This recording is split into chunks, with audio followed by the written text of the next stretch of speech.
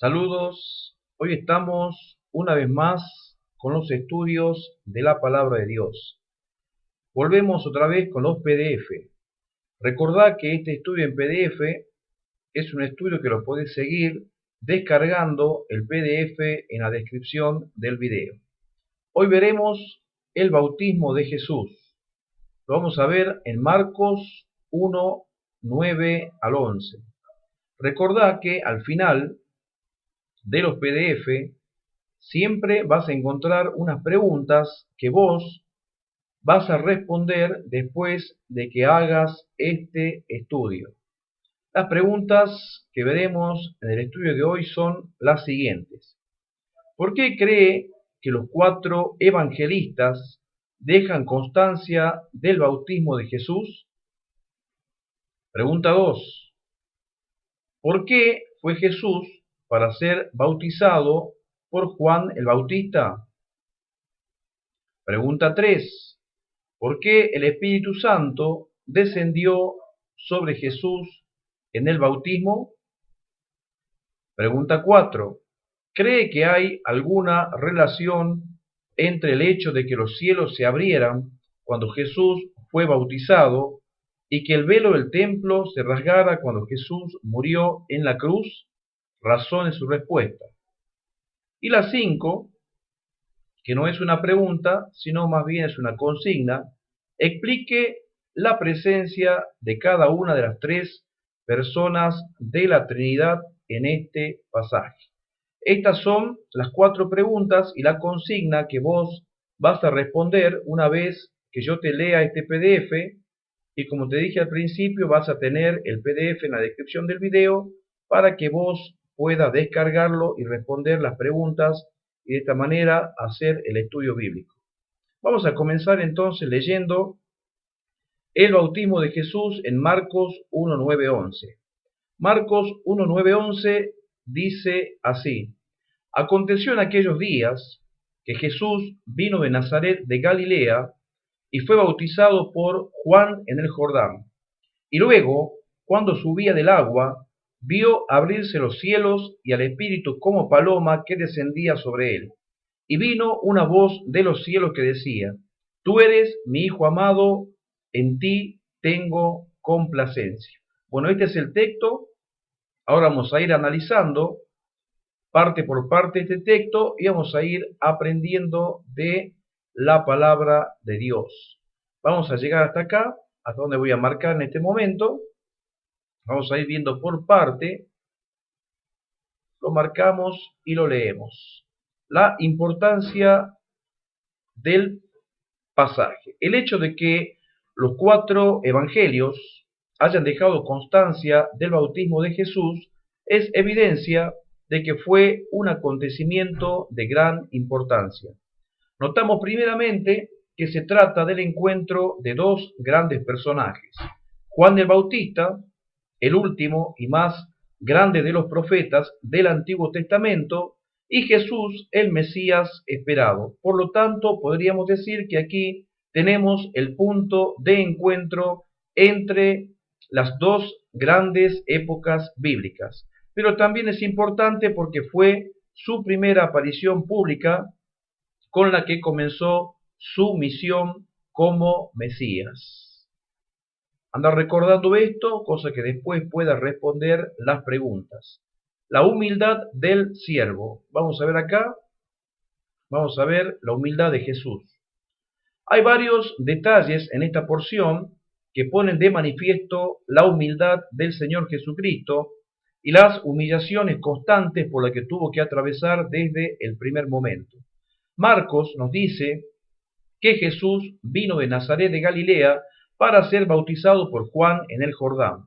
Cristo no pidió que Juan fuera hasta donde él estaba para ser bautizado allí en el mar de Galilea. Qué humilde o cuán humilde fue el Rey de la Gloria durante su encarnación. No vino para ser servido, sino para servir. También es significativo su lugar de procedencia, Nazaret. Esta ciudad no era bien considerada ni aun entre los propios galileos, como dijo en una ocasión Natanael en Juan 1:46. ¿De Nazaret puede salir algo de bueno? Y luego, cuando iba a ser bautizado, él mismo se colocó entre los pecadores que eran bautizados por Juan. Él, que estaba completamente libre de pecado, se puso en medio de aquella compañía de pecadores. Anda recordando también esto para que vayas respondiendo las preguntas del PDF que te dejo al final de la descripción. ¿Por qué Jesús fue a Juan el Bautista para ser bautizado? El bautismo de Juan era un bautismo de arrepentimiento y estaba destinado a los pecadores que deseaban un cambio de vida. ¿Qué tenía que ver tal bautismo con Jesús? ¿No estaba él sin pecado? De hecho, tal como nos dice el Evangelio de Mateo, hasta el mismo Juan se opuso en principio cuando Jesús le pidió que lo bautizara. ¿Por qué entonces fue bautizado Jesús? Como ya hemos dicho, aquí comienza el ministerio público de Jesús. Así que el hecho de que él no se dirigiera a los líderes religiosos en el templo, sino que fuera a buscar a Juan el Bautista, por un lado, confirma plenamente a Juan como profeta de Dios, y por el otro, marcaba desde un principio su distancia con la religión oficial de su tiempo.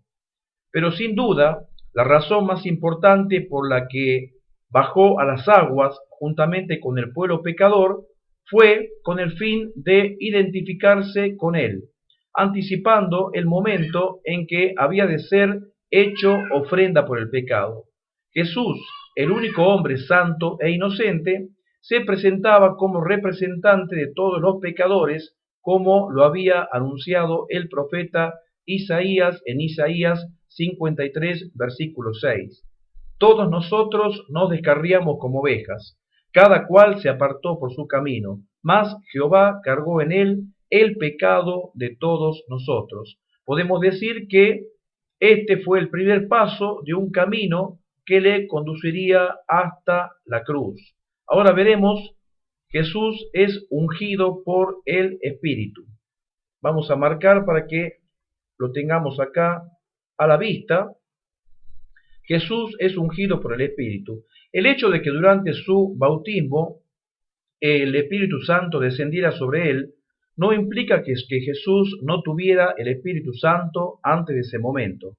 Si Juan el Bautista había sido lleno del Espíritu Santo desde el vientre de su madre, cuánto más el Señor Jesús, que fue engendrado por el Espíritu Santo, debía estar lleno de él. Lo que ocurrió en esa ocasión es que el Espíritu Santo vino sobre él para ungirle para la misión que había venido a llevar a cabo. Recordemos que en los tiempos del Antiguo Testamento se ungía a los reyes y a los sacerdotes, derramando aceite sobre sus cabezas, encomendándole la función y el ministerio que habrían de servir.